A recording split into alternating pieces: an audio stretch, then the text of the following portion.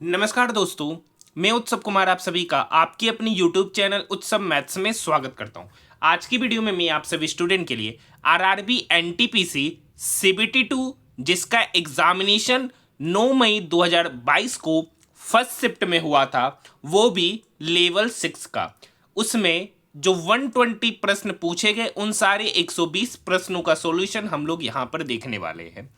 देखिए, ये वीडियो उन सभी स्टूडेंट के लिए बेहद ही इंपॉर्टेंट होने जा रहा है जो आरआरबी ग्रुप डी की तैयारी कर रहे हैं या एनटीपीसी अंडर ग्रेजुएट लेवल का तैयारी कर रहे हैं, तो उनके लिए यह वीडियो बेहद ही इंपॉर्टेंट है। और साथ ही साथ जिनका एनटीपीसी ग्रेजुएट लेवल का लगता है कि मेरा हो जाएगा, तो उनको भी सीबीटी 2 की तैयारी करनी चाहिए, क्योंकि समय काफ़ी कम बचेगा जब आपका रिजल्ट आएगा आरआरबी एनटीपीसी सीबीटी 1 का।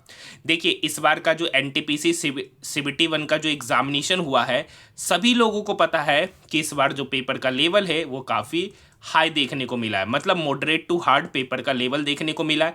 पूरा का पूरा जो पेपर का पैटर्न था वो आपका ग्रुप डी में मैथ के इस टाइप के प्रश्न पूछे गए थे, और आरआरबी एनटीपीसी जो सीबीटी 2 हुआ था वहां पर इस टाइप के प्रश्न आपको देखने को मिले थे जो आपका आरआरबी एनटीपीसी सीबीटी 1 में पूछा गया ग्रेजुएट वाला।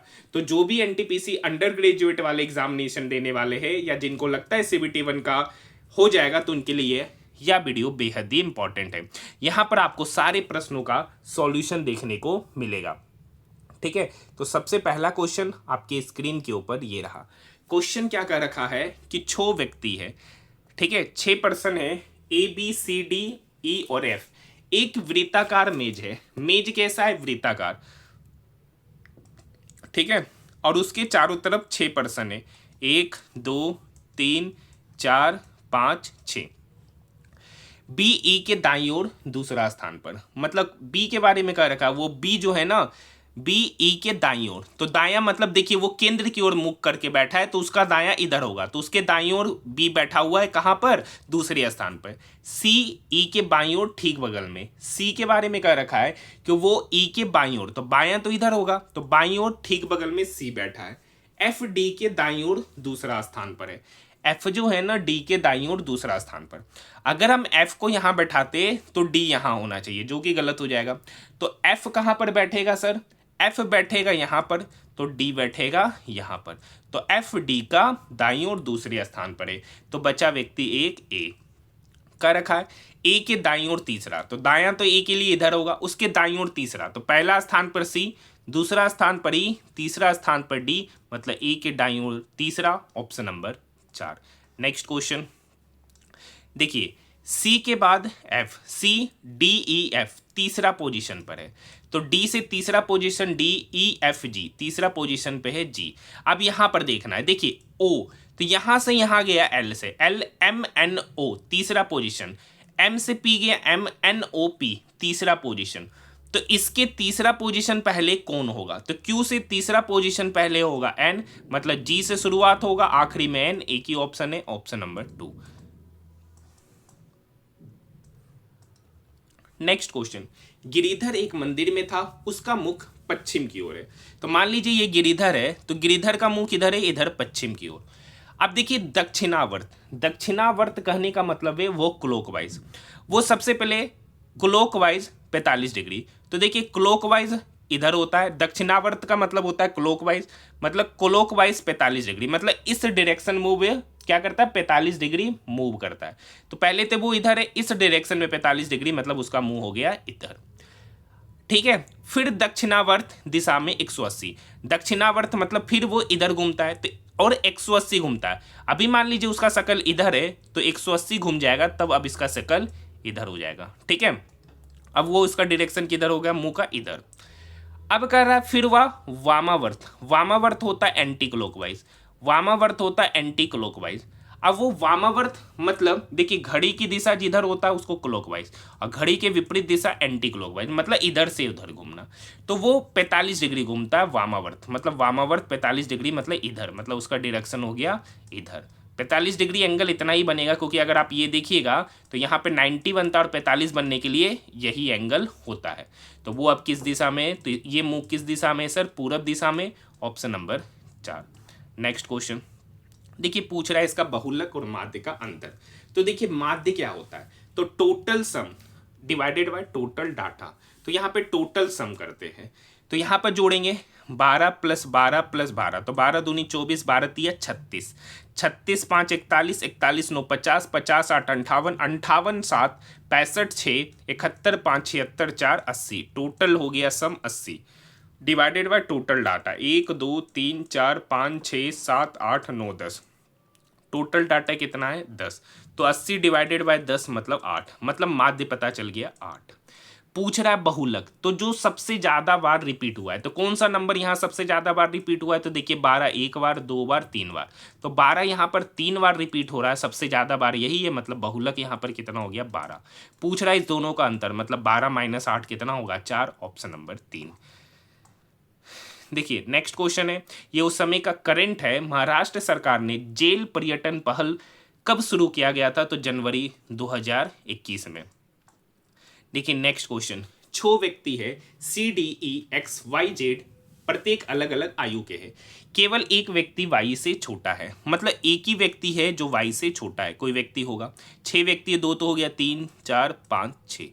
एक्स ई से बड़ा है किंतु डी से छोटा है, ई वाई से बड़ा है, ना तो डी ना ही सी बड़ा, मतलब कह रखा ना तो डी बड़ा है ना तो सी, मतलब सबसे ऊपर ना तो डी आएगा ना ही सी।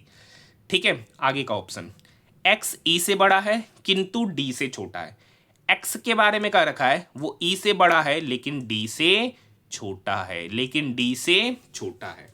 अब एक बात और समझिए, अब देखिए यहाँ पे डी हो गया, तो बचा अब 2 ही पर्सन, सी और जेड, सी और जेड, कौन कौन 2 पर्सन बचा, सी और जेड।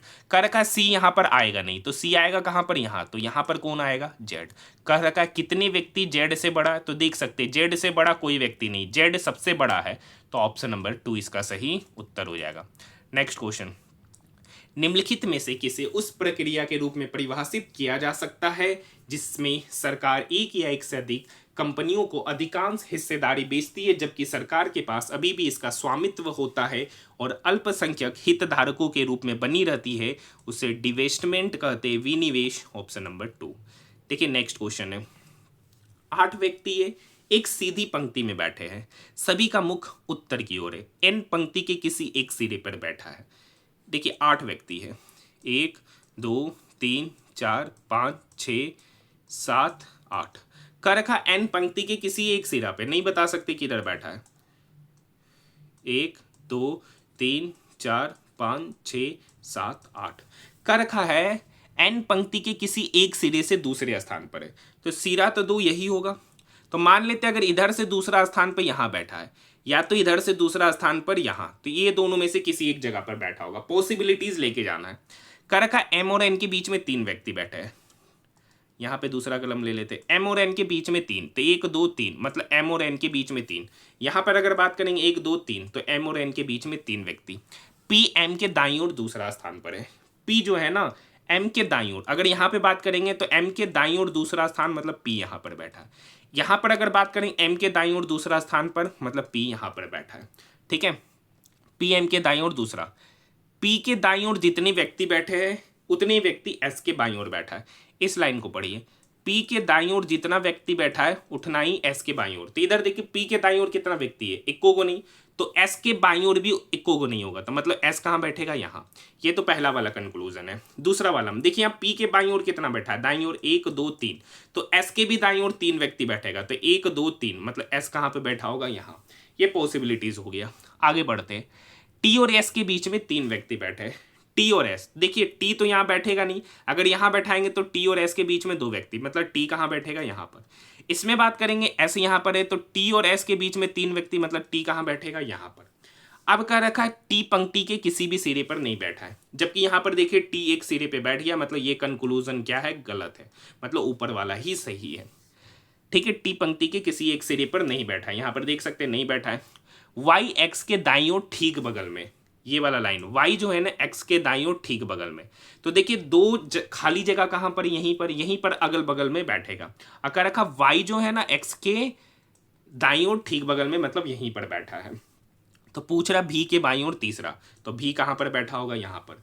भी के बाईं ओर तीसरा, तो बाईं ओर 1 2 3। तो बी के बाईं ओर तीसरा y बैठा है ऑप्शन नंबर 3। यहाँ तक बात समझ में आई। नेक्स्ट क्वेश्चन है, ब्याज की गणना वार्षिक चक्रवृद्धि आधार पर करने पर चक्रवृद्धि ब्याज पर निवेशित एक निश्चित धनराशि 2 वर्ष बाद इतना, तो मान लेते हैं कि प्रिंसिपल पी है, तो प्रिंसिपल पर 2 वर्ष बाद कोई धनराशि कितना हो जाता है 56,181, और 3 वर्ष बाद इतना हो जाता है, तो ये 2 वर्ष बाद हो रहा है, तो इसके 1 वर्ष बाद कितना होगा, तो इसके 1 वर्ष बाद हो जा रहा है 59,550.80 रुपया। तो यहाँ पर देखिए इस दोनों के बीच का डिफरेंस कितना है, तो इसमें से अगर हम इसको घटाएंगे तो 59,550 में 56,180 घटाएंगे तो यहाँ पर तो हो जाएगा 0.8073, मतलब 3370.8 हो जाएगा डिफरेंस इस दोनों का। रेट निकालना है तो डिवाइडेड बाय 56,180 तो गुना 100, ये क्या निकलेगा, रेट ऑफ इंटरेस्ट। क्योंकि आपको पता है 1 वर्ष है तो इसमें से इसको घटाएंगे तो ये डिफरेंस पता चलेगा, मतलब कितना बढ़ा, कितने में, तो इतना में गुना 100। तो ये डेसिमल हटाएंगे तो नीचे 0, डबल 0 से डबल 0 क्या हो गया, कट गया। नीचे आया 5618, ऊपर में ये 6848, ये इसको काटेगा 6 बार में, मतलब यहाँ पर रेट ऑफ इंटरेस्ट निकल के आ गया 6%।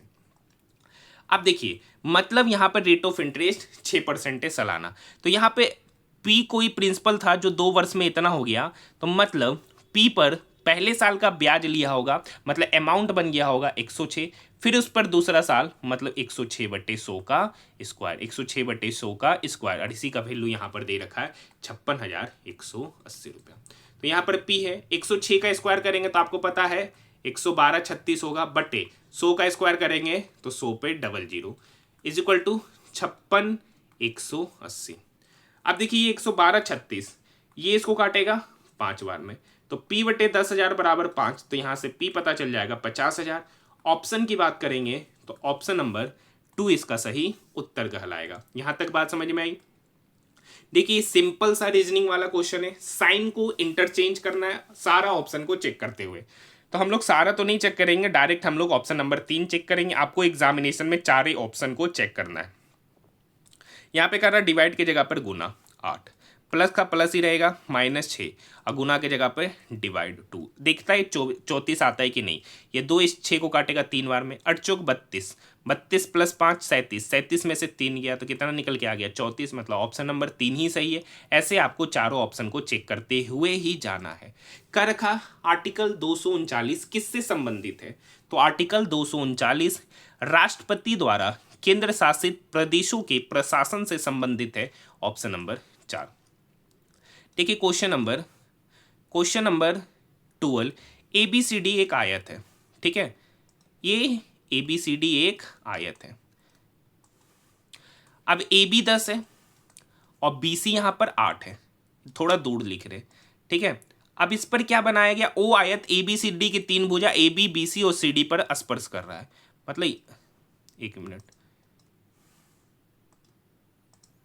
ठीक है, यहां पे क्या कर रहा है, स्पर्श कर रहा है, इस तरीके से क्या कर रहा है, उसको स्पर्श कर रहा है, ठीक है। ओ इसका क्या कहला रहा है, सेंटर, ओ क्या कहला रहा है, सेंटर। 1 मिनट, ठीक है, थोड़ा सा अच्छे से बना देते फिगर ताकि आपको पूरा का पूरा क्या हो जाए, विजुअलाइज हो जाए क्वेश्चन, कि क्वेश्चन इस क्वेश्चन के लिए क्या कर रखा है। एक अच्छा क्वेश्चन है, बेहद ही आसान प्रश्न है। क्या कर रखा है, ये कर रखा है, ठीक है सर, ABCD की 3 भुजा और ये नाम दे रखा है इसका O, ABBCD स्पर्श करता है वृत्त का केंद्र O पर, तो त्रिभुज OBC का क्षेत्रफल पूछ रहा है, मतलब इसका क्षेत्रफल आपसे पूछा जा रहा है। आप समझिए टोटल 8 है, ये टोटल कितना 8, तो यहां से यहां की दूरी रेडियस कहलाएगा। अब ये टोटल 8 है तो मतलब डायमीटर ही 8 कहलाएगा, ये सर्कल का डायमीटर कहलाएगा, मतलब इसका जो BC भुजा है वो सर्कल का डायमीटर कहलाएगा, और डायमीटर 8 है तो रेडियस कितना हो जाएगा सर 4, तो ये 4, तो ये भी 4, ठीक है। तो पूछ रहा है ट्रायंगल OBC का क्षेत्रफल, OBC का क्षेत्रफल, तो यहां पर एक क्या करेंगे, हाइट ड्रॉ करेंगे।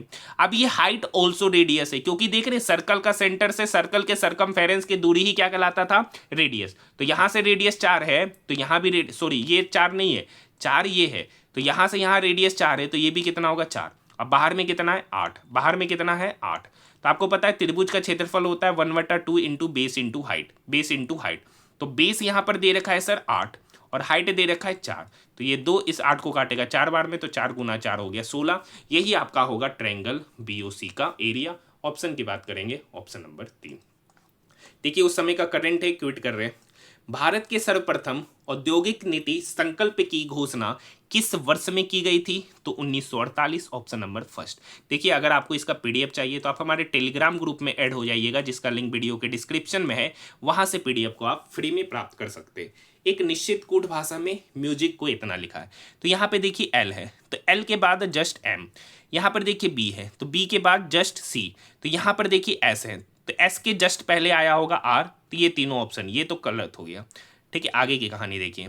अब देखिए यहाँ है यू और यहाँ है टी, तो देखिए एच एच सब जगह, आखिरी वाला देखते हैं, आखिरी वाला पे बात करते हैं। यहाँ देखिए सी है, तो सी के बाद डी, यहाँ है टी, तो टी के बाद यू, तो यहाँ है जी, तो जी के बाद एच, मतलब आर से शुरू होगा, आखिरी में एच होगा। कौन सा ऑप्शन है? Option number 3।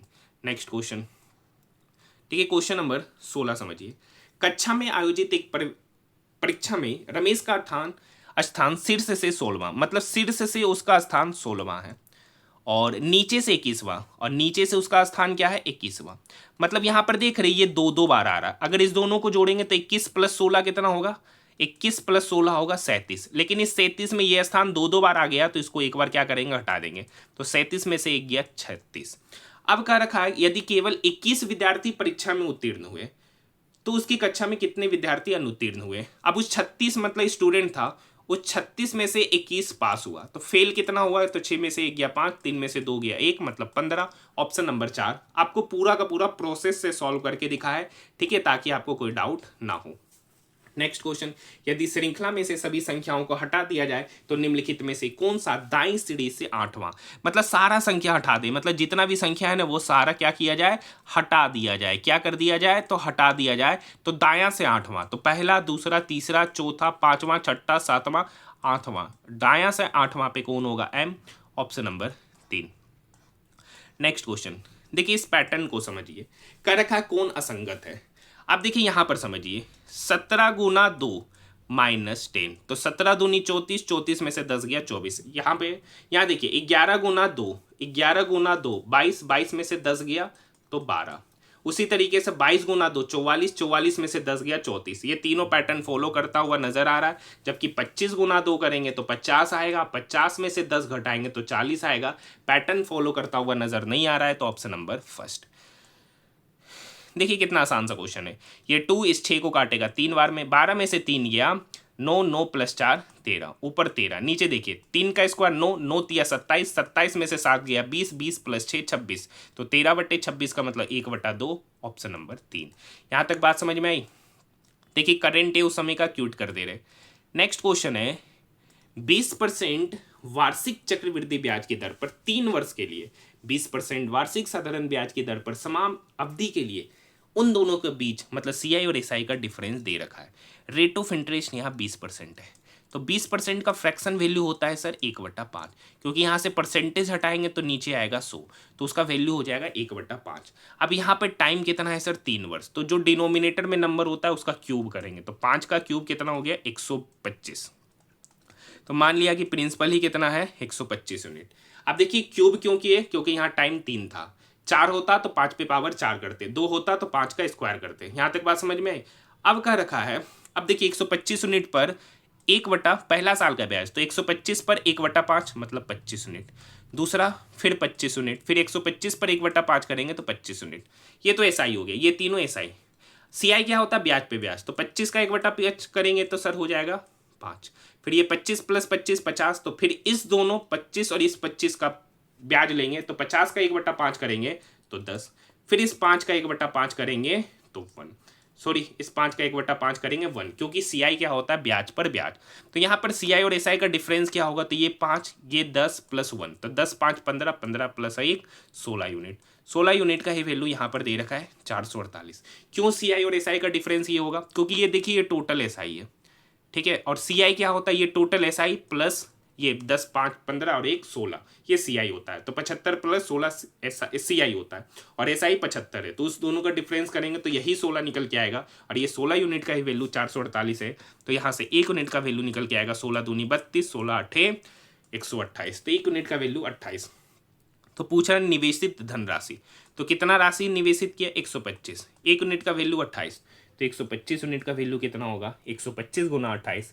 जब हम आपस में गुना करेंगे तो ऑप्शन नंबर 30 निकल के आ जाएगा। ऑप्शन नंबर 3 इसका सही उत्तर कहलाएगा। देखिए उस समय का करंट है, ये क्वेश्चन देखते हैं। 1/1 + tan theta plus 1/1 minus tan theta is equal to 4। देखिए यहाँ पर एलसीएम लेंगे, तो एलसीएम लेंगे तो ऊपर चला जाएगा 1 minus tan theta plus 1 + tan theta. नीचे क्या हो जाएगा सर, नीचे हो जाएगा a + b into a minus B होता है a² माइनस b², यानी 1 minus tan² theta is equal to 4। अब देखिए minus tan theta plus tan theta कट गया, तो यहाँ 1 + 1 कितना हो गया 2, यानी यहाँ फाइनली कितना बच गया 2। ये 2 इस 4 को काटेगा 2 बार में, तो यहाँ बच गया 1। तो यहाँ 1 बराबर ये 1 माइनस tan² थीटा 2 की तरफ जाएगा, तो 2 माइनस 2 tan² थीटा। अब देखिए ये 2 tan² थीटा इक्वल के इधर आएगा, तो 1 इक्वल के उधर जाएगा, तो 2 माइनस 1 हो गया 1, तो 2 tan² थीटा का वैल्यू 1, तो tan² थीटा का वैल्यू कितना होगा, tan² थीटा का वैल्यू 1/2, तो यहाँ से tan थीटा कितना निकलेगा 1/√2। अब tan थीटा 1/√2 है, तो कोट थीटा कितना निकलेगा, कोट थीटा निकलेगा √2। अब देखिए यहाँ पे पूछ रहा है cosec² theta plus sec² theta.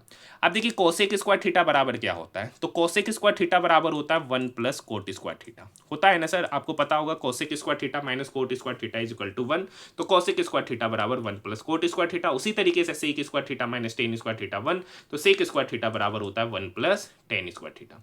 तो मतलब इसी दोनों का समेसन करना है।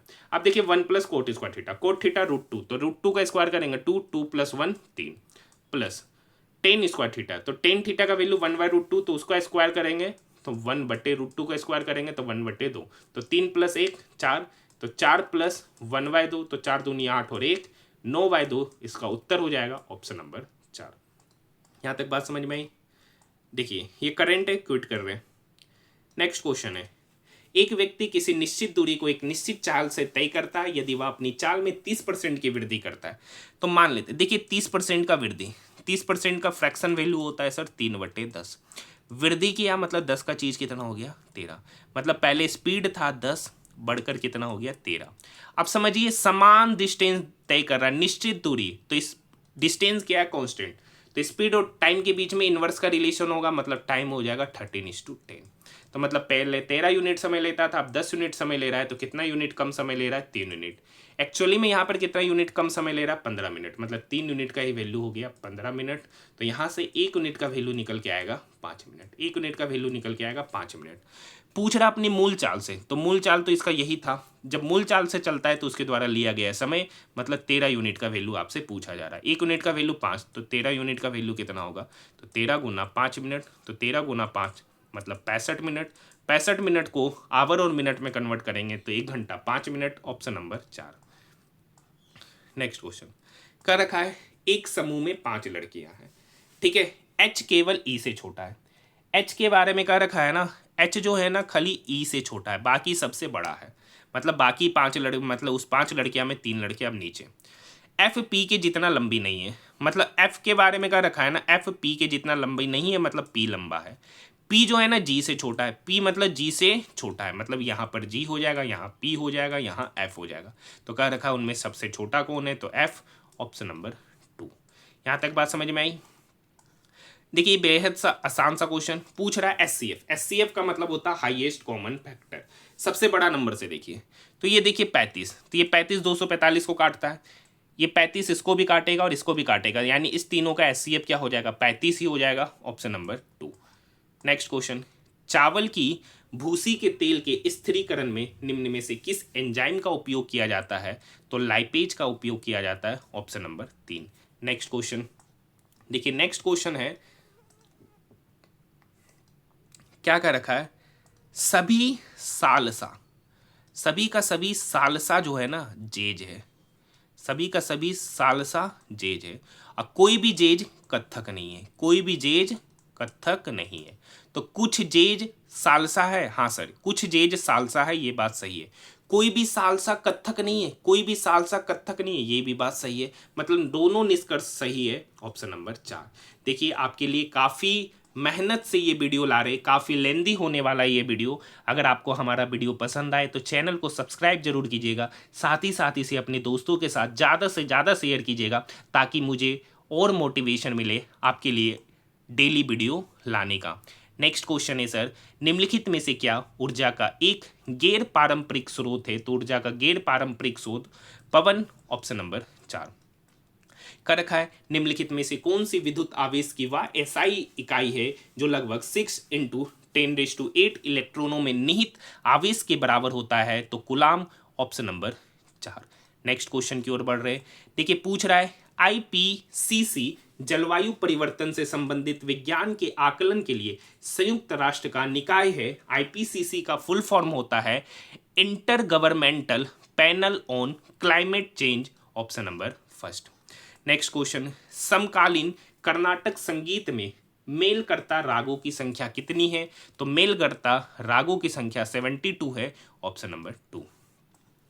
नेक्स्ट क्वेश्चन का रखा है ABCD ओ केंद्र वाले वृत्त की समांतर स्पर्श रेखाएं हैं दो, AB और CD, मतलब दो रेखाएं हैं AB और एक है CD।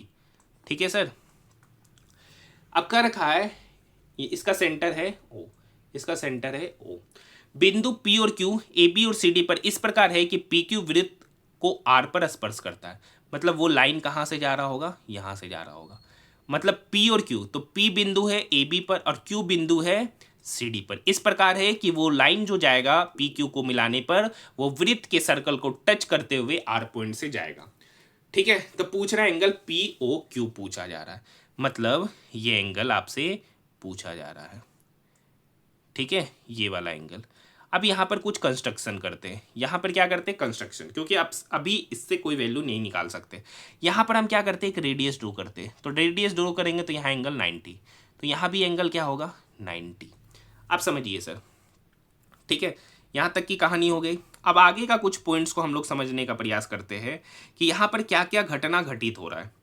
अब देखिए एक बात और समझिए, अगर हम यहाँ से एक लाइन ड्रॉ करते जो रेडियस होगा, जो इसकी क्या होगा? परपेंडिकुलर, क्योंकि पता है कि रेडियस जो होता है वो टेंजेंट पे क्या होता है? परपेंडिकुलर, मतलब ठीक है। तो यहाँ पर ये क्या होगा? इस पर परपेंडिकुलर होगा। ठीक है, अब जब परपेंडिकुलर होगा, ये भी रेडियस ये भी रेडियस, ये तो यानी यहाँ से यहाँ का एंगल और यहाँ से यहाँ का एंगल क्या होगा? सेम।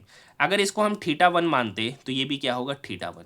सिमिलरली कहानी, अगर इसको θ2 मानते हैं तो ये भी क्या होगा? θ2।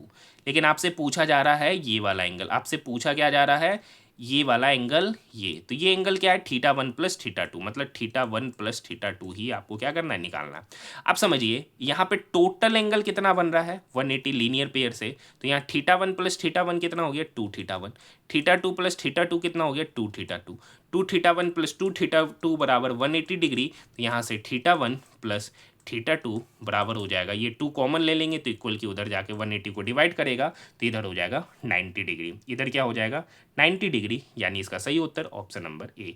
एक ही बात याद रखना है। ठीक है, नेक्स्ट क्वेश्चन की ओर हम लोग बढ़ते हैं। देखिए ये भारत की 2011 की जनगणना के अनुसार भारत में 10 लाख से अधिक जनसंख्या वाले शहर कितने थे? तो 10 लाख से अधिक जनसंख्या वाले शहर 53 थे। ऑप्शन की बात करेंगे तो ऑप्शन नंबर 2।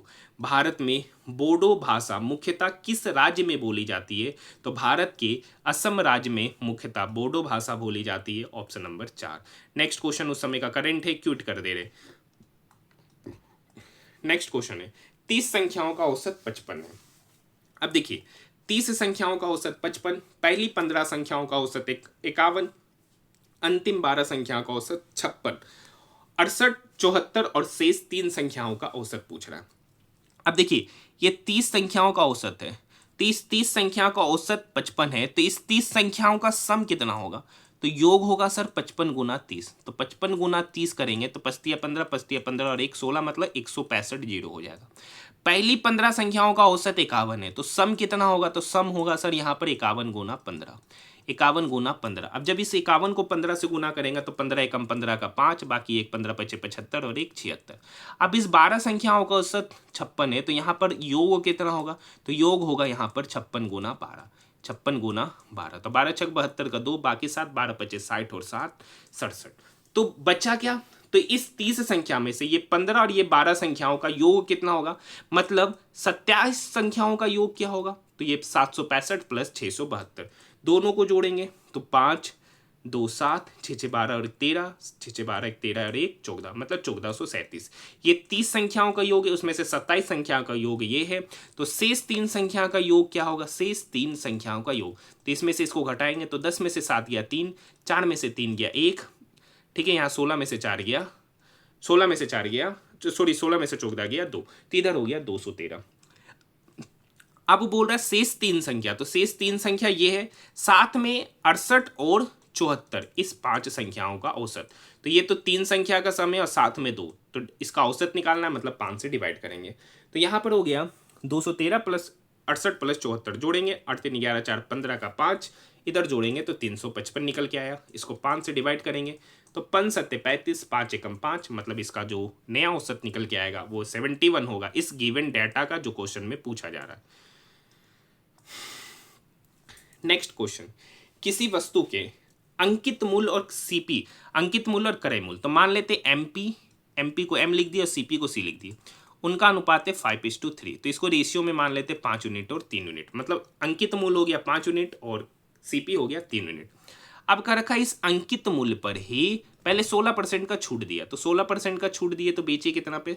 84 पे, यानी 84/100। फिर इस पर 20% का छूट दिया तो बेचा कितना पे? 80% पर, मतलब 80/100।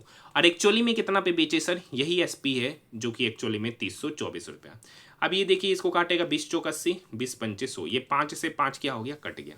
अब देखिए ये 4 इस 100 को काटेगा 25 बार में, अब यहाँ बचा 84, ये 84 इस 30 24 को काटेगा, 4 12 8 24 1 25, 252, मतलब 3, ठीक है, बचा 50, 4 6 बार में, तो कितने बार में कटा? 36 बार में।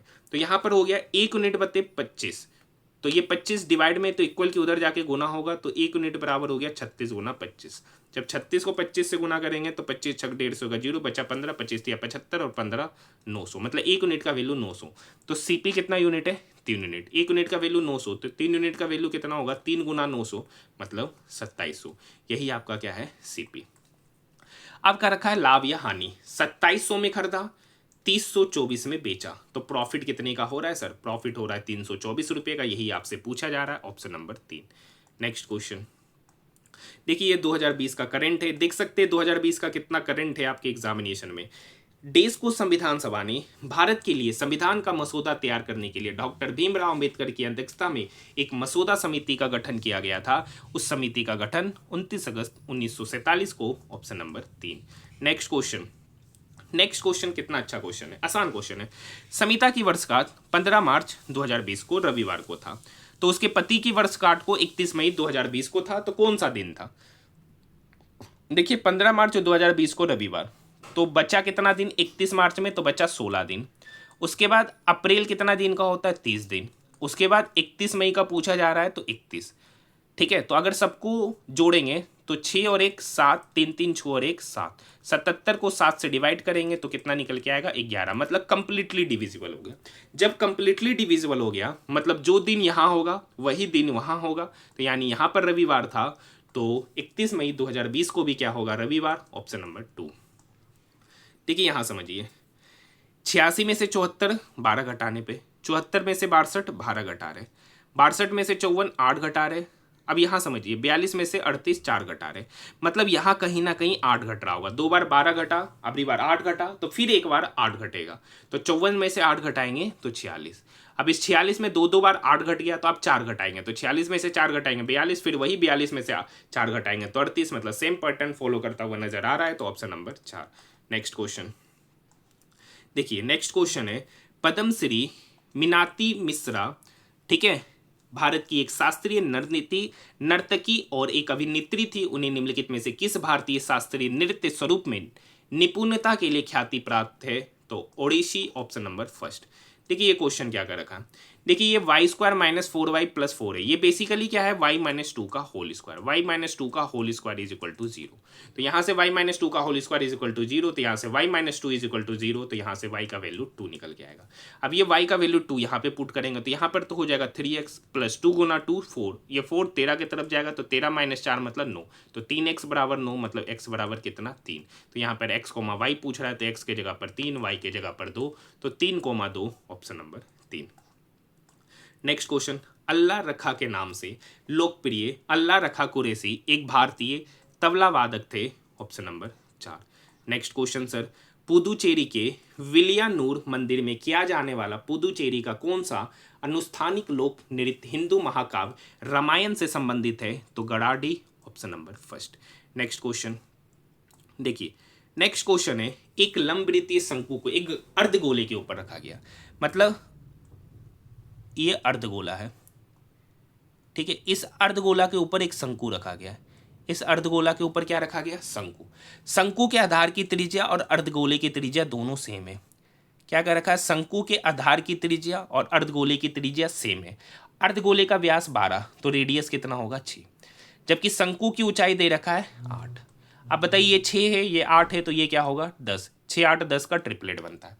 तो पूछ रहा है यदि पाई सेंटीमीटर स्क्वायर को पेंट कराने की लागत 25 रुपया है, तो संयुक्त वस्तु को पेंट कराने की लागत, तो संयुक्त वस्तु को पेंट कराना मतलब इसके बाहरी सरफेस को पेंट कराना, और अर्धगोला का पृष्ठीय क्षेत्रफल होता है 2 पाई आर स्क्वायर। अर्धगोला का पृष्ठीय क्षेत्रफल होता है 2 पाई आर स्क्वायर, मतलब इस 2 पाई आर स्क्वायर एरिया पे पेंट कराना, प्लस शंकु का वक्र पृष्ठ पर पेंट कराना, और उसका फॉर्मूला होता है पाई आर एल। ठीक है, यहीं पर इसका वैल्यू निकालना है। देखिए, पाई का वैल्यू तो यूज करेंगे नहीं, 2। आर का वैल्यू यहाँ 6 है, तो 6 का स्क्वायर करेंगे 36, प्लस आर का वैल्यू यहाँ 6 है और एल यहाँ 10 निकला है। तो ठीक है, तो पाई यहाँ पर देखिए 36 गुना 2 72 और 10 गुना 6 60, तो 72 प्लस 60 हो गया 132 पाई सेंटीमीटर स्क्वायर पर पेंट कराना। कर का पाई सेंटीमीटर स्क्वायर पर 25 रुपये का खर्च आ रहा है, तो 132 सेंटीमीटर स्क्वायर पे कितना खर्च आएगा? तो 132 गुना 25 रुपया, तो ये इसको गुना करेंगे, इतना टोटल खर्च आएगा। 25 दूनी 50 का 0, बाकी 5, 25 दिया 75, 5 80 का 0, बाकी 8, 25 8 3300 रुपया टोटल खर्च आएगा। Option number 2। नेक्स्ट क्वेश्चन है, 5 बॉक्स है KLMNO जिन्हें एक के ऊपर एक व्यवस्थित किया। बॉक्स M को N के ऊपर रखा है, क्या रखा है? बॉक्स M को N के ऊपर रखा गया। बॉक्स O को बॉक्स K के नीचे रखा गया। बॉक्स N को K के ऊपर रखा गया। N को कह रहा है K के ऊपर, और O को K के नीचे रखा गया। अब क्या रखा? L को बॉक्स O के नीचे रखा गया, मतलब ये बनेगा। क्या रखा है? निम्नलिखित में से किस बॉक्स को सबसे नीचे रखा गया? तो L को रखा गया। Option number 2। बेहद ही आसान क्वेश्चन ये था। नेक्स्ट क्वेश्चन देखिए, ये बहुत सारा क्वेश्चन मैं कराया हूं, ठीक है। क्या रखा है? सभी ऊंट गधा है। समझिए, सभी का सभी ऊंट क्या है? गधा। कुछ बिल्ली ऊंट है, कुछ बिल्ली ऊंट है, मतलब अंदर ही कहीं होगा, हो सकता बड़ा भी बन रहा होगा। कुछ बिल्ली ऊंट है। सभी डॉल्फिन बिल्लियां हैं। सभी का सभी डॉल्फिन, अब देखिए सभी का सभी डॉल्फिन बिल्लियां हैं, इसके लिए कलर चेंज कर लेते हैं। सभी का सभी डॉल्फिन बिल्लियां, ये फिगर हो सकता है, ठीक है। सभी डॉल्फिन गधे हैं, ये डॉल्फिन है। सभी डॉल्फिन गधे हैं, नहीं सर। कुछ डॉल्फिन गधा है, कुछ डॉल्फिन, नहीं कह सकते कि कुछ डॉल्फिन गधा है कि नहीं है। कुछ गधा बिल्लियां हैं, कुछ गधा बिल्लियां है, हाँ कुछ गधा बिल्ली है, ये बात सही है। ये वाला एरिया कुछ गधा बिल्ली है। सभी बिल्लियां गधे, नहीं सर, सभी बिल्ली गधा नहीं है, तो खाली निष्कर्ष 2 निकलेगा। Option number 2। नेक्स्ट क्वेश्चन देखिए, करंट है उस समय का, छोड़ दे रहे, आप इसे आसानी से पढ़ लीजिएगा, ये उस समय का करंट है। ऐसे पूछा क्या जा रहा है, भारत में नाभिकीय ऊर्जा संयंत्र की कुल संख्या दिसंबर 2021 तक कितना था? तो 7। Option number 2। ये नेक्स्ट क्वेश्चन है। खैर 5,000 रुपये की राशि को दो व्यक्ति दानिश के एक भाग को 12% वार्षिक साधारण ब्याज की दर पर और दूसरे को 10% की दर पर लगाया है। तो यानी एक को 12 पर लगाया, एक को 10 पर लगाया, और उसको ओवरऑल 1072 रुपये का ब्याज प्राप्त हुआ। तो 1072 का ब्याज प्राप्त हो रहा है कितने पर सर? 5,000 रुपये की राशि पर। कितने साल पर? तो 2 साल पर। तो यहाँ से सबसे पहले हम रेट ऑफ इंटरेस्ट निकालते हैं। तो रेट ऑफ इंटरेस्ट ये 00 से 00 गया। अब देखिए ऊपर 1072 है, नीचे 50 गुना 2 करेंगे तो 100, 1072/100 मतलब 10.72% ओवरऑल रेट ऑफ इंटरेस्ट है। ओवरऑल मतलब एवरेज उसको 10.72% का रेट ऑफ इंटरेस्ट मिल जाए। यहाँ पे क्या लगाएंगे सर? एलिगेशन। तो 12 से 10.72, 10 से 10.72, 10.72 से 10 गया तो यहाँ तो हो गया 0.72, और 12 से 10.72 गया तो यहाँ पर हो गया 1.28। यहाँ से डेसिमल गया, यहाँ पर कितने बार में काटेंगे? 8 से कटा 9 बार में, और यहाँ से 8 एकम 8, 4 8 6 48, तो 9:16, मतलब 12% की दर से 9 यूनिट, 10% की दर से 16 यूनिट। टोटल कितना दिया? तो 16 + 9 25 यूनिट। एक्चुअली में कितना दिया? 5000। तो 25 यूनिट का वैल्यू हो गया 5000, तो 1 यूनिट का वैल्यू कितना हो गया? 2000 रुपया। पूछा क्या जा रहा है? 12%, तो 12% पर 9 यूनिट दिया, 1 यूनिट का वैल्यू 2000, तो 9 यूनिट का वैल्यू कितना होगा? 9 × 2000, मतलब 18,000 रुपया। ऑप्शन की बात करेंगे तो option number 4। Next question, which of the following has a 4 chamber heart. तो देखिए हमारा शरीर भी, हमारे शरीर में भी 4 चैम्बर हार्ट होता है, ठीक है। पीकॉक में भी 4 चैम्बर हार्ट होता है, मतलब जो पीसेज होते हैं उसके भी 4 चैम्बर हार्ट होते हैं, ठीक है। फ्रॉग का 3 चैम्बर हार्ट होता है, तो ऑप्शन नंबर 2 ही इसका सही उत्तर हो जाएगा, ठीक है। मैमाल्स और पीसेज जो भी होते हैं उनके 4 चैम्बर हार्ट होते हैं। वार्म ब्लड होता है साथ में।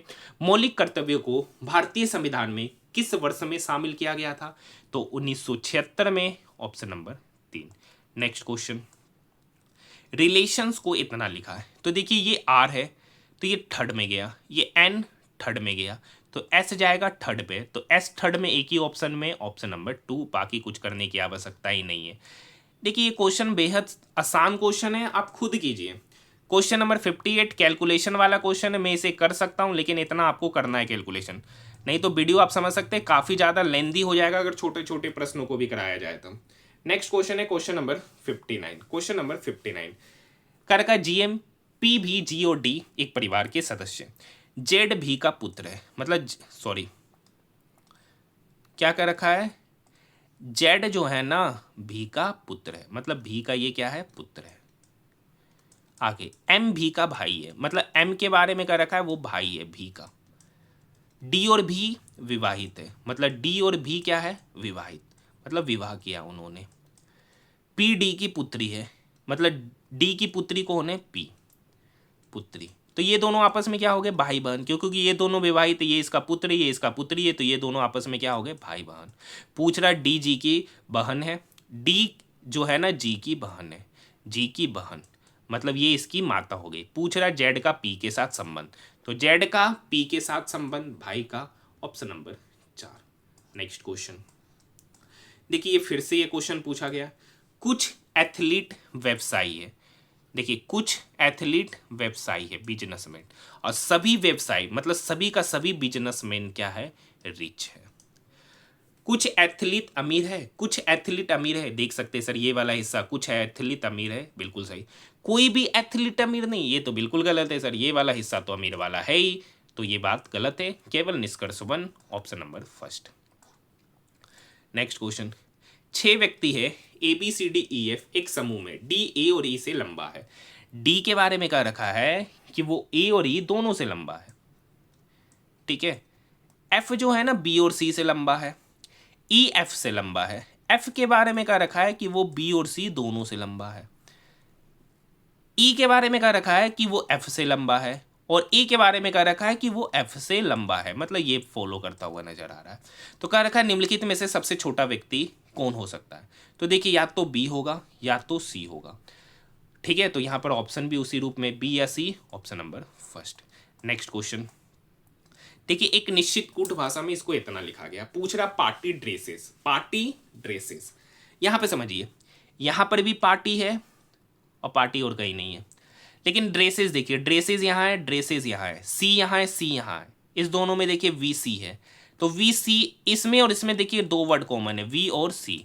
तो कौन से 2 लेटर्स है? मैंने एन एक्स टी आई भी, यहाँ पर है एन एक्स और भी, एन एक्स और भी, मतलब एन एक्स और भी, वी और सी के लिए, ये जिस भी ऑप्शन में होगा कट जाएगा, ये कट जाएगा, ठीक है। एन एक्स और भी कट गया, मतलब ये एन एक्स और भी होगा नहीं।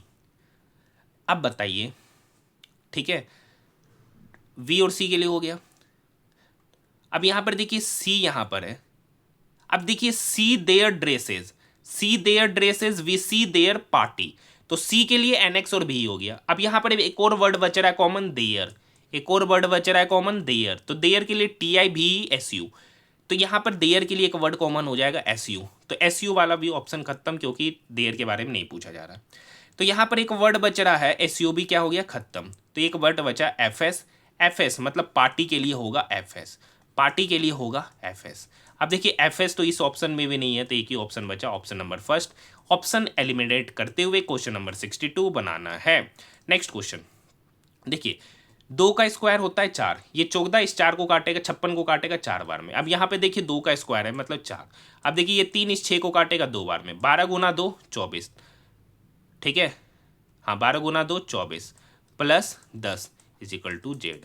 तो 4 चौक 16, 16 प्लस 10 26, 26 में से 24 गया 2, तो मतलब जेड का ही वैल्यू हो जाएगा 2, ऑप्शन नंबर 3। नेक्स्ट क्वेश्चन देखिए, 120 क्वेश्चन है लगभग यहाँ पर, तो काफ़ी मेहनत के साथ आपके लिए वीडियो बनाया जा रहा है। अगर आपको हमारा मेहनत सही लगा तो कमेंट सेक्शन में कमेंट जरूर कीजिएगा वीडियो कैसा लगा। अगर कोई कमी नजर आए तो भी कमेंट सेक्शन में कमेंट करना है। देखिए यहाँ पे क्या रखा है, पहला है कि डब्लू बड़ा और इक्वल होना चाहिए टी से, तो देखिए यहाँ पर है भी, यहाँ पे डब्लू बराबर है एच, एच बड़ा है जी से, जी बड़ा है बराबर है सी के, सी बड़ा है टी के, तो मतलब डब्लू बड़ा होगा टी से, ये बात सही है। दूसरा है C greater than equal to M, C greater than, देखिए ये इससे बड़ा है और इससे बड़ा है ये, इससे बड़ा है ये, तो इस दोनों के बीच में कोई रिलेशन ही नहीं बता सकते, तो सी नहीं कर सकते कि वो एम से बड़ा होगा, तो केवल निष्कर्ष 1, option number first. Next question, उपभोक्ता का इष्टतम बंडल बजट रेखा और देश के बीच स्पर्श ज्यात्मक बिंदु पर स्थित होता है, तो अंदिमान वक्र इंडिफरेंस कर्व, ऑप्शन नंबर 4। केंद्रीय प्रदूषण नियंत्रण बोर्ड की स्थापना सरकार द्वारा किस वर्ष में किया गया था, तो 1974 ईस्वी में किया गया था, ऑप्शन नंबर 2। नेक्स्ट क्वेश्चन, निम्नलिखित में से कौन सा इंटरनेट प्रोटोकॉल हमें वर्ल्ड वाइड वेब पर डेटा एक्सेस करने की अनुमति देता है, तो hyper text transfer protocol HTTP, option number first. Next question, देश ने चित्तौड़गढ़ में महमूद खिलजी को पराजित किया और विजय स्तंभ स्थापित किया था, तो राणा कुंभा ने, ऑप्शन नंबर 2। नेक्स्ट क्वेश्चन की ओर बढ़ रहे हैं। देखिए नेक्स्ट क्वेश्चन रीजनिंग का क्वेश्चन है, क्या रखा है कौन, यहां पर देखिए इस दोनों का प्रोडक्ट और इस दोनों का प्रोडक्ट का डिफरेंस, तो 11 गुना 8 88, 9 गुना 5 45, तो 88 में से 45 गया तो 43। यहाँ पर देखिए इस दोनों का प्रोडक्ट, तो 12 गुना 9 108 माइनस 7 42, तो 108 में 42 गया तो 66, वो सेम काम होता हुआ यहाँ नजर आना चाहिए। तो 14 गुना 13 हो गया 182 माइनस 10 गुना 9 90, तो 182 में 90 घटाएंगे तो 92 निकल के आएगा, ऑप्शन नंबर 4। नेक्स्ट क्वेश्चन देखिए, 2 अंकों वाली एक संख्या का, तो मान लेते कि 2 अंकों वाली संख्या 10x प्लस वाई। अब इस 10x प्लस वाई का 1/7वां भाग, 1/7वां भाग मतलब इसका 1/7, उस संख्या के आधे से, इस संख्या के आधे से 15 कम है, तो बोल रहा है 2 अंकों वाली संख्याओं का योगफल। अब देखिए ये 7 इधर आएगा, ये 2 इधर आएगा, तो 2 इधर आएगा तो इधर हो जाएगा 20x प्लस 2 इधर आएगा तो 2 दूनी y, लेकिन वो जाने से पहले यहाँ एलसीएम ले लेंगे, तो यहाँ 15 गुना 2 हो जाएगा 30। अब देखिए ये 7 इधर आएगा तो 7 गुना 10x मतलब 70x, ये 7 इस y की तरफ जाएगा तो 7y, ये 7 30 की तरफ गुना होगा तो 7 या 210। अब देखिए ये 70x 20x, ये 20x 70x की तरफ गया तो 50x, ये 2y 7y की तरफ गया तो 5y, ये माइनस 210 इक्वल के उधर जाएगा तो प्लस 210, दोनों में 5 कॉमन लेंगे तो अंदर बचेगा 10x plus Y is equal to 210। या 5 इस 210 को काटेगा 5 चौक 20, 1 5 दूनी 10, तो यहाँ से 10x प्लस वाई निकल के आ गया 42, 10x प्लस वाई निकल के आ गया 42, मतलब वो संख्या क्या है 42। पूछ रहा उसके अंकों का योग, मतलब 42 के अंकों का योग मतलब 4 plus 2 6, option number 3। Next question का रखा है, देखिए इसका माध्य ये है और इस प्रेक्षण का बहुलक 29 है, तो बहुलक मतलब जो नंबर रिपीट हुआ सबसे ज्यादा बार, तो यहाँ पर 29 एक बार है, तो मतलब इस p के जगह पर भी क्या होगा 29, मतलब p का तो वैल्यू 29 निकल गया, बहुलक में p निकाल लिए, यहाँ पर k निकालना है, तो यहाँ माध्य दे रखा है, तो माध्य क्या होता है total sum divided by total observation. तो यहाँ पर देखिए 29 plus 36 plus 21 plus 18 plus 7 plus 19 plus k बट्टे 2 4 6 8 इज इक्वल टू 21.25, ये वैल्यू दे रखा है। अब देखिए जोड़ते फटाफट, 19 7 26 26 8 34 10 44 44 1 45 45 20 65 65 6 71 71 30 101 101 9 110 20 130, यहाँ पे जोड़ेंगे k प्लस k 2k बटे total data 8 is equal to 21.25। अब ये 8 डिवाइड में, तो नेक्स्ट स्टेप में इक्वल की इधर आके क्या होगा गुना, तो यहाँ पर तो हो गया 130 प्लस 2k। अब देखिए 21.25 गुना 8, तो जब 21.25 को 8 से गुना करेंगे तो ये लगभग है 21 दूनी 42, 43/2 4, 43 चौक 4 12, ठीक है, तो लगभग 170। तो 130 प्लस 2 के बराबर 170, तो यहां से 2 के बराबर हो जाएगा 40, तो 2 के बराबर 40, तो के बराबर 20। आपसे पूछ रहा है p माइनस के, तो p तो यहाँ 29 है सर और k का वैल्यू 20, तो 29 माइनस 20 9, ऑप्शन नंबर 2।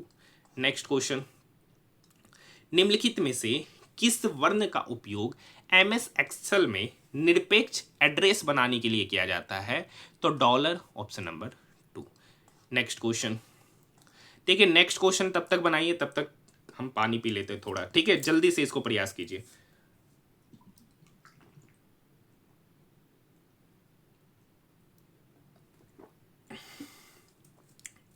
देखिए नेक्स्ट क्वेश्चन है y का 2/3 इज इक्वल टू जेड का 8/15।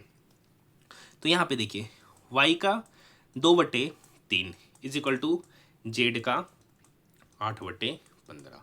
ये 2 इस 8 को 4 बार में, ये 3 इस 15 को 5 बार में, ये z इक्वल की इधर आके डिवाइड, मतलब y/z बराबर हो गया 4/5। रेशियो लेंगे तो 4:5, option number first.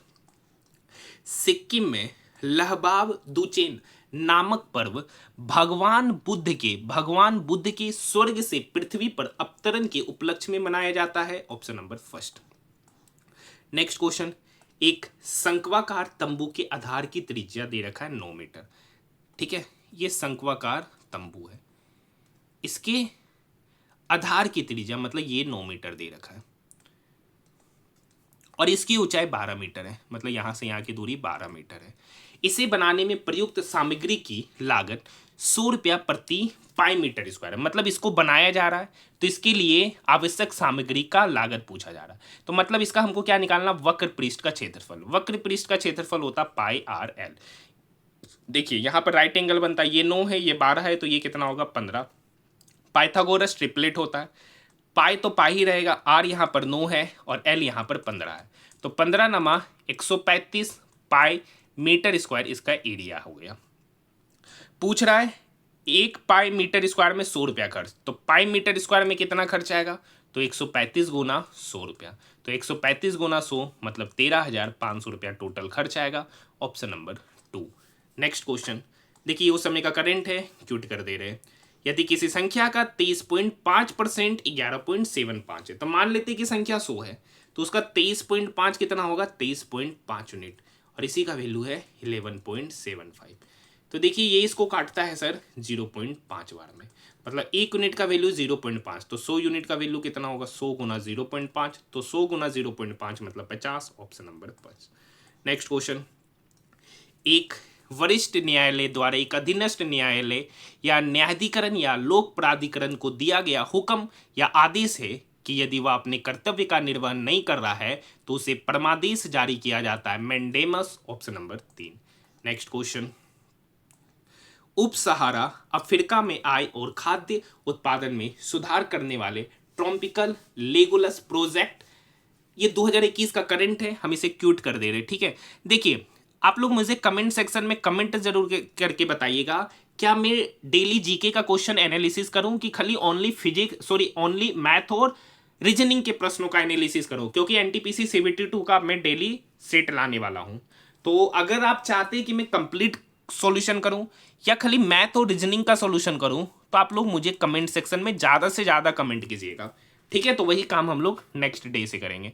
Question number 80 क्या कर रखा, 8 व्यक्ति है, एक वर्गाकार मेज, मतलब मेज है सर वर्गाकार, ठीक है। अब वर्गाकार मेज का चारों कोना पर भी बैठा हुआ है और बीच में भी बैठा हुआ है, ये कह रखा है क्वेश्चन।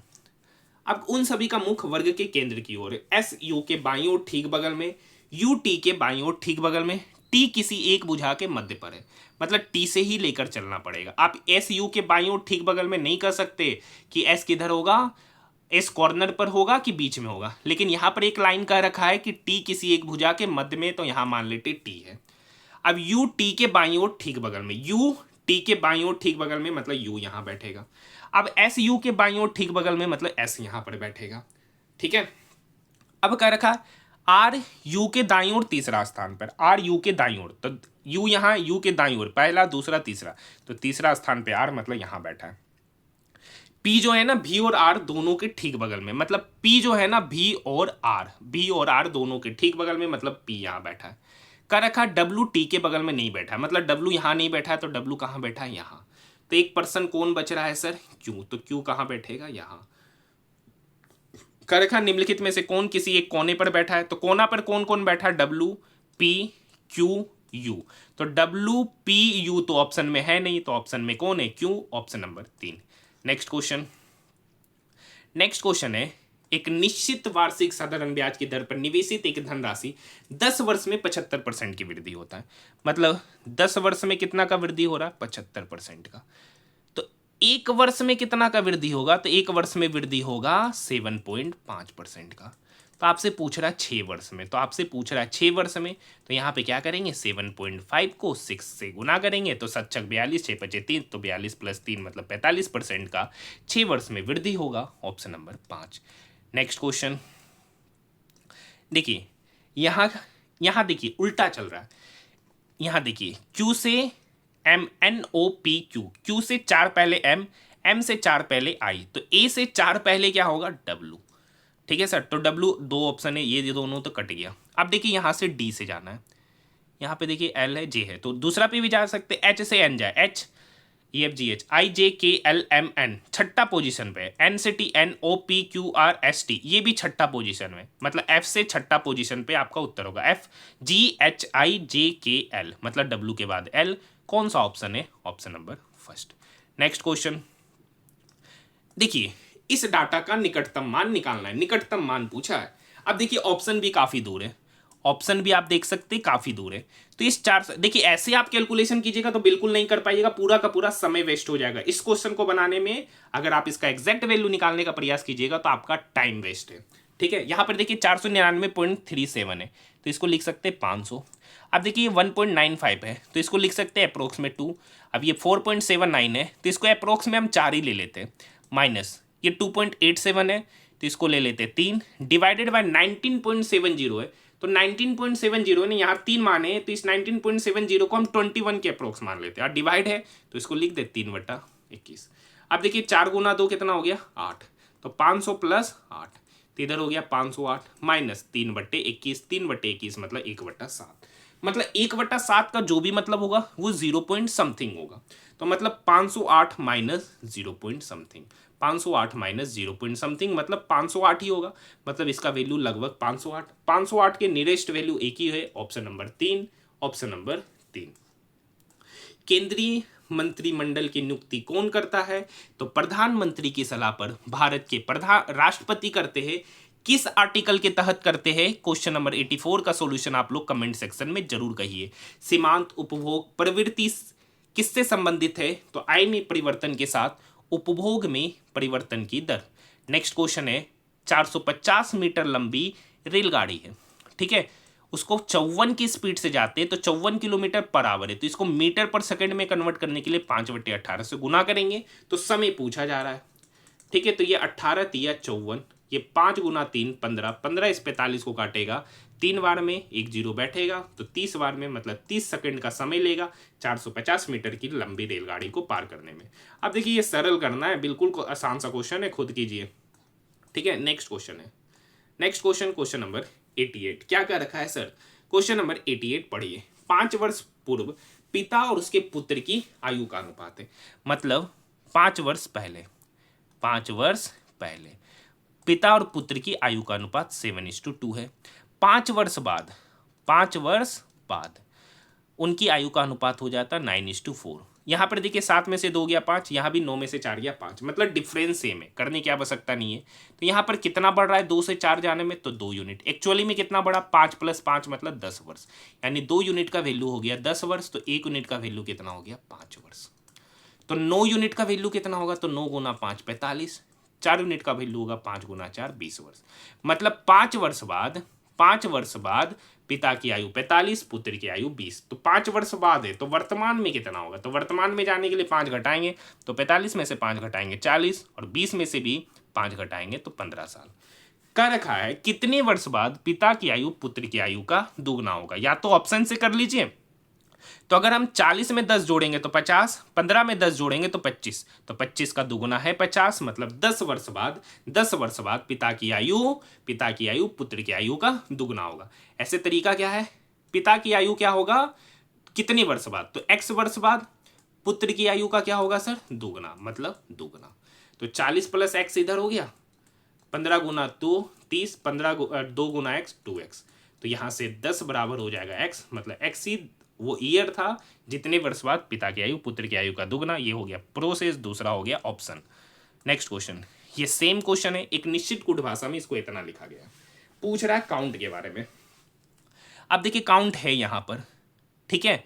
अब यहां पे देखिए ऑल है, पे बिल्स है, ऑल यहां पर है, तो ऑल के लिए ओडी ईजेड एजी, तो ओडी यहां पर है कॉमन, तो ऑल के लिए ओडी, तो ये ऑप्शन छट गया, ये ऑप्शन छट गया, बचा इस दोनों में।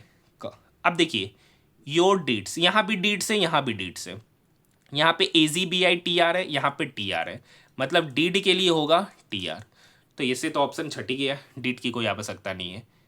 और देखिए कॉमन क्या होता हुआ नजर आ रहा है, योर नहीं है, ठीक है। नेक्स्ट देखिए एक और समझिए, देखिए यहां पर पे है बिल्स है, तो पे और बिल्स के ही ईजेड है, ईजेड किसके लिए, पे और बिल के लिए। ईजेड क्या यहां पर है, नहीं, यहां पर काउंट तो है लेकिन यहां पर क्या ईजेड है, नहीं, तो ईजेड भी ऑप्शन में नहीं होगा, तो बचा एक ही ऑप्शन, ऑप्शन नंबर 2। आगे कुछ चेक करने की भी आवश्यकता नहीं है। नेक्स्ट क्वेश्चन कर रखा 1 जनवरी 2017 को गुरुवार था, तो उसी वर्ष 31 मार्च को सप्ताह का कौन सा दिन होगा। अब देखिए 1 जनवरी को गुरुवार था, तो 1 जनवरी के आगे जनवरी में बचा और कितना दिन, 30 दिन, क्योंकि 31 जनवरी होता है, टोटल जनवरी में 31 दिन, तो बचा 30 दिन। उसके बाद आएगा फरवरी, फरवरी 28 दिन का, मार्च आएगा 31 दिन का, डिवाइडेड बाय 7, तो यहाँ पे काटेंगे तो 7 चौक 28, यहाँ पे 2 बचेगा, 7 चौक 28 ये पूरा कटेगा, 7 चौक 28 29 30 31, मतलब रिमाइंडर बचेगा 3 + 2 5 बचेगा, ठीक है। तो जोड़ने की आवश्यकता नहीं है, तो 3 + 2 मतलब 5वां दिन, तो गुरुवार है, तो गुरुवार के 5 दिन बाद, तो शुक्रवार, शनिवार, रविवार, सोमवार, मंगलवार, मतलब 31 मार्च को जो भी दिन होगा वो मंगलवार होगा, ऑप्शन नंबर 2। देखिए उस समय का करंट है, क्विट कर दिए। ये देखिए ये ऑलरेडी क्वेश्चन मैंने ट्रिगोनोमेट्री का मोस्ट इंपॉर्टेंट क्वेश्चन में कराया है, 2 sin y + cos y बराबर √5 sin y। अब देखिए ये 2 sin y इक्वल के इधर आएगा तो -2 sin y होगा सर। अब देखिए इधर तो बचा cos y, इस दोनों में क्या कॉमन लेंगे, sin y, तो अंदर क्या बचेगा √5 - 2। अब देखिए इस cos y को इधर भेजेंगे, √5 - 2 को इधर भेजेंगे, तो इधर हो जाएगा √5 - 2। अब ये cos y इक्वल के इधर आएगा तो sin y बटे cos y, और sin y बटे cos y होता है tan y, मतलब tan y का वैल्यू ही √5 - 2 है। रेशनलाइजेशन करेंगे तो रेशनलाइजेशन करने के लिए क्या करते, ऊपर नीचे उसी नंबर से गुना करते, लेकिन साइन अपोजिट, तो यहाँ से tan y पता चल जाएगा, तो ऊपर में 1 गुना √5 + 2, तो ऊपर तो हो गया √5 + 2, नीचे a + b × a - b, तो a स्क्वायर √5 का स्क्वायर करेंगे तो 5 - b स्क्वायर, b की जगह पे 2 है तो 2 का स्क्वायर 4, तो 5 में से 4 गया 1, तो फाइनली आंसर हो गया √5 + 2, तो √5 + 2 ऑप्शन नंबर 4। नेक्स्ट क्वेश्चन देखिए, नेक्स्ट क्वेश्चन है क्वेश्चन नंबर 93। का रखा 8 व्यक्ति है, उन सभी का मुख उत्तर की ओर है, उन सभी का मुख उत्तर की ओर है। ई पंक्ति के एक सिरे से चौथे स्थान पर, एच ई के दाईं ओर तीसरे स्थान पर, एच के दाईं ओर जितने, अच्छा ये तो क्वेश्चन अभी जस्ट ऊपर करा है, ये क्वेश्चन अभी जस्ट ऊपर करा है, सेम टू सेम, जिसमें 2 पॉसिबिलिटीज 8 लाइन वाला लेके चले थे, जिसमें कह रहा था का टी एक एंडिंग पर नहीं था तो नीचे वाला कट रहा था, उसी टाइप का क्वेश्चन, ये आपको खुद करना है, ठीक है। ये क्वेश्चन आपको खुद करना नहीं होता है तब आप लोग मुझे कमेंट सेक्शन में कमेंट कीजिए। नेक्स्ट क्वेश्चन है, देखिए ये क्वेश्चन है y बराबर 6 पर क्यूब रूट -4, तो पूछ रहा y³ + 12y² + 48y + 100।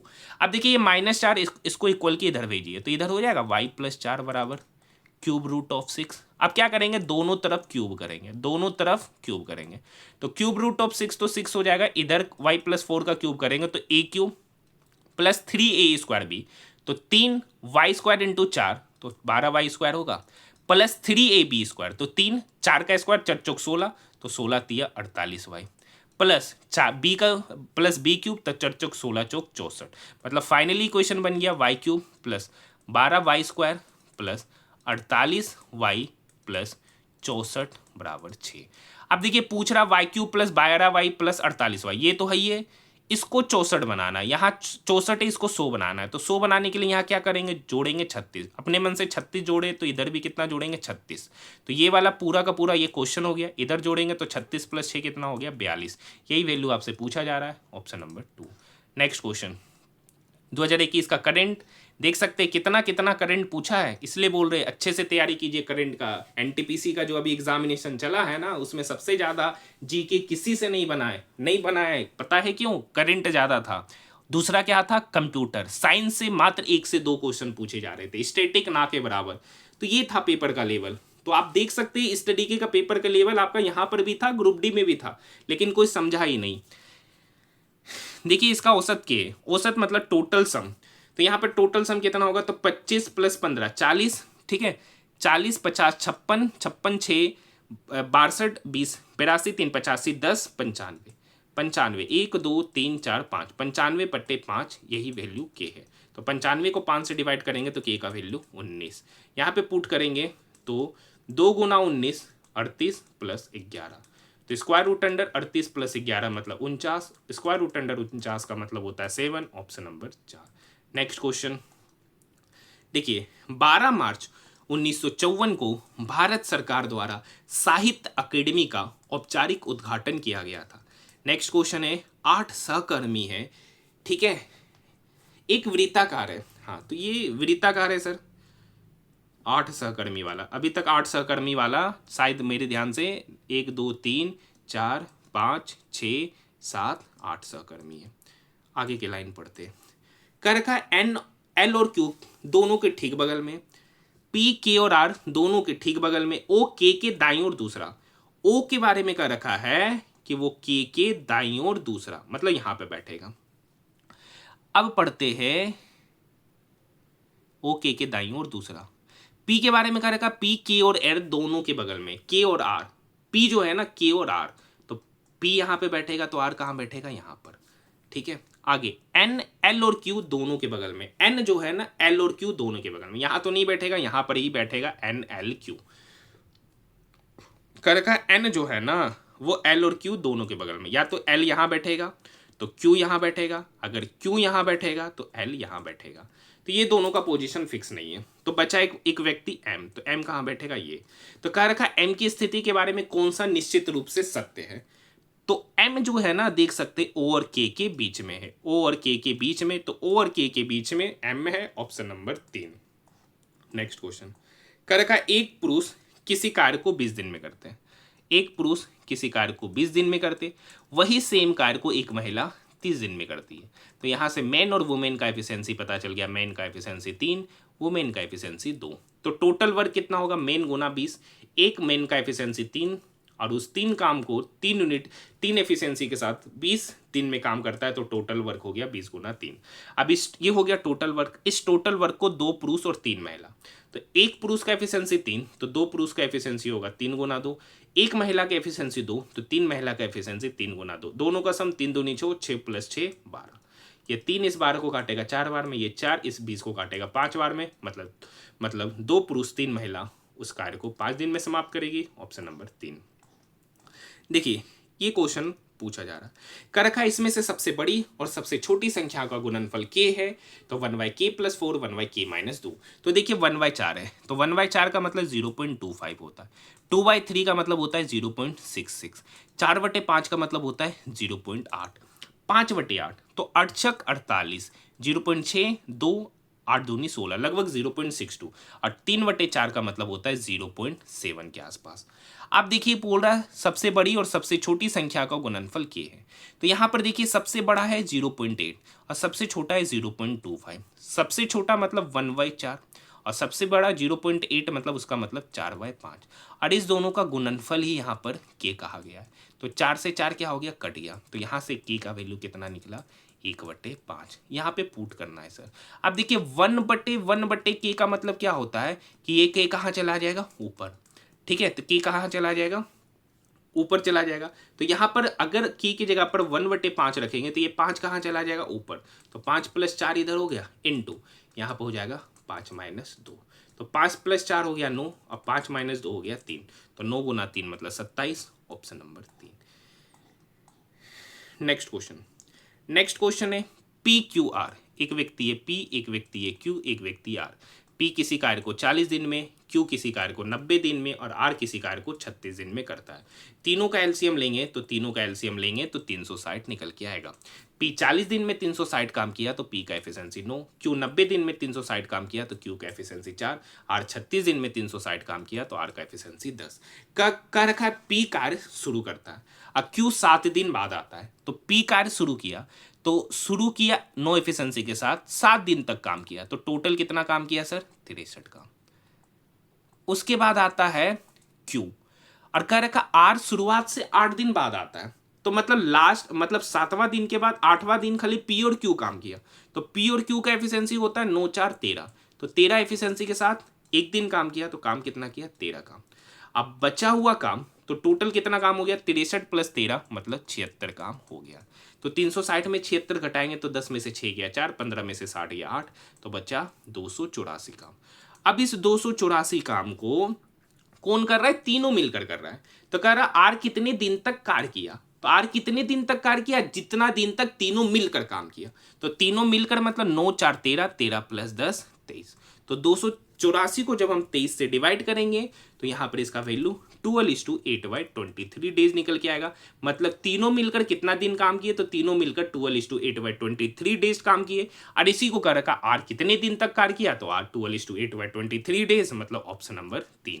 Option number 3। यहां तक बात समझ में आई? नेक्स्ट क्वेश्चन की ओर बढ़ रहे हैं। कह रखा है राम किसी एक वस्तु पर, मान लेते कि एक वस्तु का एमपीए 100, उस पर 10% का छूट दिया, तो बेचा कितने पर? 90 पर। फिर भी उसे 12.5% का लाभ हुआ। 12.5% का लाभ मतलब 112.5 पर प्रॉफिट हुआ। अब कह रखा यदि वह उस वस्तु को अंकित मूल्य पर ही बेचता, ठीक है, तो उसे कितने का लाभ होता?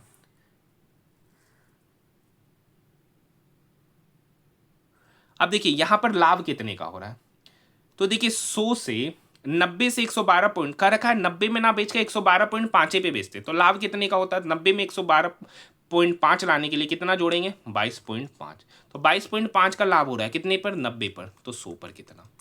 तो ये डेसिमल हटाएंगे तो नीचे जीरो आएगा, डबल जीरो से डबल जीरो गया, ये 9 इसको काटेगा, 9 दूनी 18, 4 9 पंचे 45, मतलब 25% का लाभ होगा। Option number 3। नेक्स्ट क्वेश्चन, आधुनिक आवर्त सारणी के अनुसार निम्नलिखित में से किस तत्व का परमाणु क्रमांक 30 है? तो आपको पता है Zn 30 होता है। Option number 3। नेक्स्ट क्वेश्चन कर रखा है, एक कक्षा में प्रत्येक विद्यार्थी ने एक अलग स्थान प्राप्त किया। अमन का स्थान शीर्ष से 11वां है, मतलब अमन का स्थान शीर्ष से 11वां पर अमन है, और निखिल का स्थान नीचे से 13वां, निखिल का स्थान नीचे से 13वां पर निखिल है। आगे का रखा है केवल 3 विद्यार्थी अमन और नखल के बीच में, अमन और निखिल के बीच में है, तो टोटल विद्यार्थियों की संख्या जो निकलेगा वो एक विषम संख्या और 3 से विभाजित। तो यहां देखिए 11 आ रहा है, यहां 13, तो 11 + 13 24, 25 26 27, मतलब टोटल विद्यार्थियों की संख्या 27 है, और ये देख सकते हैं 3 से भी विभाजित। Option number 3। नेक्स्ट क्वेश्चन, महिलाओं की एक पत्रिका वाम बोधिनी पत्रिका के संपादक कौन है? तो उमेश चंद्र दत्ता। Option number 4। वैष्णव संप्रदाय में देव के कितने अवतार या अवतरणों को माना गया है? तो 10। Option number 2। Next question, Kalidas की निम्नलिखित में से किस कृति में भगवान शिव और देवी पार्वती के पुत्र कार्तिकेय के जन्म के प्रसंग को आधार बनाया गया है? तो Kumar Sambhav. Option number 2। Next question, Champaran सत्याग्रह 1917 में महात्मा गांधी के द्वारा नील की खेती के विरुद्ध बिहार में किया गया था। नील नदी को निम्न में से किस देश की रीढ़ की हड्डी कहा जाता है? तो मिस्र की। Option number 4। देखिए एक वृत्त की परिधि 308 है, तो वृत्त का परिधि होता है सर 2πr, यानी 2 × 22/7 × r का वैल्यू 308। अब देखिए ये 22 दूनी 44, 7 चौक 28, हाँ, तो ये 44 इसको काटेगा 7 बार में, तो r/7 = 7, तो r बराबर कितना होगा? 7 × 7 मतलब 49। तो पूछ रहा उस वृत्त का क्षेत्रफल, तो वृत्त का क्षेत्रफल होता πr², और r² यहाँ पर है, r है 49, तो 49 का स्क्वायर करेंगे मतलब 49 × 49, ये 49 इसको काटेगा 7 बार में। अब देखिए यहाँ पर आपको एग्जैक्ट वैल्यू ही निकालना पड़ेगा, सब आसपास में ही है। तो 22 गुना 7 गुना 49 कीजिएगा तो 75 46 निकल के आ जाएगा, ऑप्शन नंबर 3। नेक्स्ट क्वेश्चन देखिए, 17 पचे 85, 17 छक 102, डेसिमल हटाएंगे तो ये इसको काटेगा 1 मिनट, हाँ ये इसको काटेगा 60 बार में, क्योंकि यहाँ से अगर हम डेसिमल हटाएंगे तो नीचे 100 आएगा और यहाँ से हटाएंगे तो 10 आएगा। 0 से 0 गया, ये 17 इसको 6 बार में काटेगा, ये 10 6 की तरफ जाके गुना होगा तो 60 निकल के आएगा y का मान, ऑप्शन नंबर 4। विश्व का सबसे बड़ा नदीय द्वीप माजुली निम्नलिखित में किस नदी पर बनता है? तो माजुली द्वीप ब्रह्मपुत्र नदी पर, ऑप्शन नंबर 3। नेक्स्ट क्वेश्चन, निम्नलिखित में से कौन सी भारतीय रेलवे की सबसे पुरानी उत्पादन इकाई है? Chittaranjan locomotive works, option number 4। Next question, उद्वर्पातन क्या है? सब्लिमेशन। सब्लिमेशन एक ऐसा प्रोसेस होता है जिसमें हम सॉलिड से डायरेक्ट गैस में कन्वर्ट करते हैं बिना लिक्विड में कन्वर्ट किए। कपूर इसका एग्जाम्पल है, नेप्थिलिन इसका एग्जाम्पल है, ऑप्शन नंबर 2। नेक्स्ट क्वेश्चन देखिए, NOP, M के बाद P जाएंगे, M के बाद P जाएंगे तो NO छोड़कर, R से U गया ST छोड़कर, तो L के बाद जाएंगे MN छोड़कर O, ठीक है, O हो जाएगा। D के बाद A, तो देखिए कितना पोजीशन पहले आया D, ABCD मतलब 3 पोजीशन पहले, तो S के 3 पोजीशन पहले क्या आता है P, तो ऑप्शन नंबर 4। नेक्स्ट क्वेश्चन देखिए, एक गोलीय कोश की बाहरी त्रिज्या 9 सेंटीमीटर है। देखिए क्या कर रखा है, ये एक स्पेरिकल है, ठीक है, आपको सर्कल जैसा लग रहा होगा। ये बाहरी कोश की त्रिज्या है 9 और इसकी मोटाई 1 है, मतलब यहाँ से यहाँ की दूरी 1 है, तो आंतरिक त्रिज्या कितना होगा? तो 9 में से 1 घटाएंगे तो 8।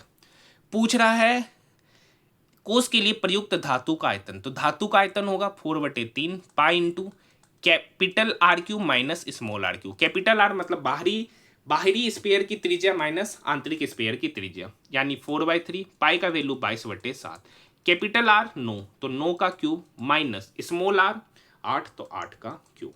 तो यहाँ पर देखिए कैलकुलेशन करना है, 4/3 गुना 22/7, तो 9 का क्यूब होता है 729, 8 का क्यूब होता है 8 8 64, 8 512 होता है।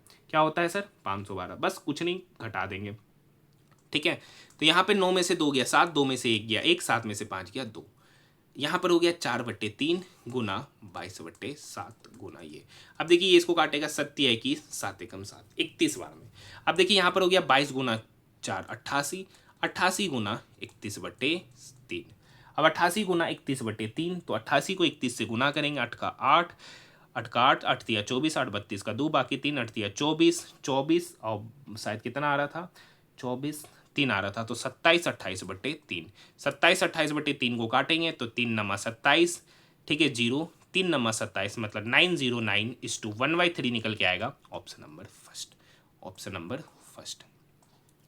देखिए क्वेश्चन नंबर 117, यहाँ पर देखिए C से C, C से C, E से E, चारों ऑप्शन है सर। O यहाँ सेकेंड में था तो थर्ड लास्ट चला गया, O यहाँ सेकेंड में था तो सेकेंड में चला गया, N यहाँ तो सेकेंड में है तो सेकेंड में जाएगा, तो सेकेंड में यहाँ पे 2 ऑप्शन है। देखिए इस क्वेश्चन को, क्वेश्चन नंबर 117 को एक बार अच्छे से बना लीजिएगा, ठीक है, आसान सा क्वेश्चन है, हार्ड क्वेश्चन होगा नहीं। देखिए कह रखा भारत के निम्नलिखित में से किस राज्य में पद यानी भद्रकाली मंदिर किया जाने वाला एक धार्मिक नृत्य स्वरूप है? तो केरल, ऑप्शन नंबर 2। देखिए यहाँ पर A के बाद B, B के बाद C, तो C के बाद D, U के बाद देखिए U, B छोड़कर W, W के बाद X छोड़कर Y, तो Y के बाद Z आता है, Z छोड़कर A, तो D के बाद A, एक ही ऑप्शन है, ऑप्शन नंबर 4।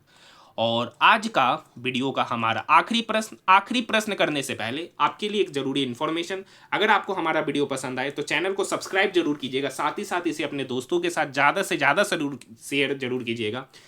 अगर आपको PDF चाहिए तो आप हमारे टेलीग्राम ग्रुप से जुड़ सकते हैं, जिसका लिंक वीडियो के डिस्क्रिप्शन में दे रखा है, ठीक है। वीडियो पसंद आए तो कमेंट सेक्शन में कमेंट जरूर कीजिए, अगर कोई कमी नज़र आता है तो उस कमी के बारे में भी बताइए, और जीके का मुझे एनालिसिस करना है कि नहीं करना है उसके बारे में भी आप मुझे कमेंट कीजिएगा। जिसका ज़्यादा वोट होगा, अगर वोट आया जीके के प्रेफरेंस में तो जीके का कराएंगे, अदरवाइज खाली मैथ और रीजनिंग का ही क्वेश्चन कराएंगे, ठीक है।